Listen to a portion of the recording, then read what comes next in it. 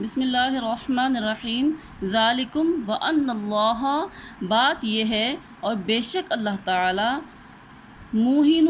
کمزور کرنے والا ہے، قیدی، چال، الکافرین، کافروں کی، اور بے شک اللہ تعالی کمزور کر دینے والا ہے چال کو کافروں کی، ان اگر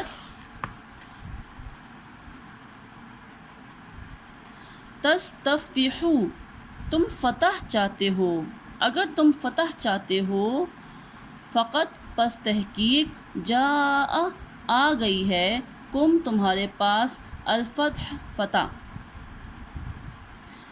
اگر تم فتح چاہتے ہو تو آ گئی ہے تمہارے پاس فتح، وَإِن، اور اگر تنتہوا، تم باز آ جاؤ، فہوا، پس وہ باز آ جانا، خیرٌ، بہتر ہے، لکم، تمہارے لیے، اور اگر تم باز آ جاؤ تو وہ باز آ جانا تمہارے لیے بہتر ہے، وَإِن، اور اگر تعودوا، تم دوبارہ کرو گے، تعودوا کو مطلب ہے تم دوبارہ کرو گے، یعنی کہ تم دوبارہ نافرمانی کرو گے، وَإِن، اور اگر، ان کا مطلب ہوتا ہے اگر، تعودوا، تم دوبارہ کرو گے تو نعود، وَإِن تعودوا، اور اگر تم دوبارہ کرو گے نافرمانی تو نعود، ہم دوبارہ تمہیں سزا دیں گے، وَلَن، اور ہرگز نہیں، تغنیا، کام آئے گی، عنکم، تمہارے، فئتکم، تمہاری جماعت، شیئن، ذرا برابر بھی، ولو، اور اگرچہ کہ، کثرت، زیادہ ہو، یعنی کہ بے شک تم زیادہ تعداد میں ہو تو تمہاری وہ زیادہ تعداد بھی کچھ کام نہیں آئے گی، وَأَنَّ اللَّهَ، اور بے شک اللہ تعالی، مع، ساتھ ہے، مؤمنین کے۔ پیارے بچوں، اس آیت میں اللہ تعالیٰ نے فرمایا ہے، ابو جہل جب لڑائی کے لیے نکلنے والا تھا، غزوہ بدر کی لڑائی کے لیے، تو اس نے خانہ کعبہ کا غلاف پکڑا اور اس وقت اللہ تعالیٰ سے اس نے دعا کی کہ اگر ہم سچائی پر ہیں، ہم حق پر ہیں تو ہمیں فتح دینا ہے، اور اگر وہ حق پر ہیں تو ان کو فتح دینا، تو یعنی کہ جو حق پہ ہے اس کو فتح نصیب ہو۔ تو یہاں اس آیت میں اللہ تعالیٰ نے فرمایا ہے کہ اگر تم حق پر ہوتے تو فتح تمہارے پاس آتی، لیکن فتح تمہارے پاس نہیں آئی، مطلب اس کا یہ ثابت ہوتا ہے کہ حق پر تم مسلمان ہیں، اور اگر تم باز آ جاؤ اپنے اس کفر و شرک سے تو تمہارے لیے باز آ جانا بہت بہتر ہے،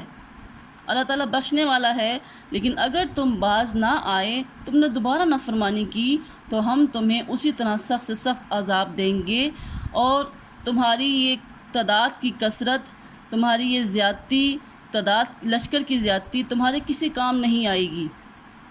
اگر تم بے شک تعداد میں زیادہ ہو، یہ تعداد میں زیادہ ہونا تمہیں کچھ فائدہ نہیں دے گی، کیونکہ بے شک اللہ تعالیٰ مؤمنین کے ساتھ ہے، اور ظاہر بات ہے فتح اسی کی ہوتی ہے کہ جس کے ساتھ اللہ تعالیٰ ہوتا ہے۔ پیارے بچوں، ہمارا یہ ترجمہ کمپلیٹ ہوا اور مجھے پوری امید ہے کہ آپ کو سمجھ آئی ہوگی۔